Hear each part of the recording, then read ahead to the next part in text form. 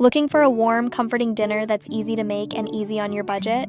This one's perfect for seniors. You'll need just 3 things: a chicken leg or thigh, 1 or 2 potatoes, and a cup of frozen mixed veggies. These are simple staples you might already have. Season the chicken lightly with salt and pepper. You can brush it with a little butter for a golden skin. Then bake at 375 degrees until it's tender and juicy. While the chicken bakes, boil and mash your potatoes. Mashed potatoes are soft, filling, and easy to eat. Add a splash of milk to make them extra creamy. For the sides, steam your frozen vegetables. It's affordable, just as healthy as fresh, and steaming them helps keep all those important vitamins locked in. And there you have it, a meal that gives you protein, energy, and vegetables, all without spending a lot of money or time in the kitchen. Here's a budget tip. Buy chicken in bulk and freeze what you don't use.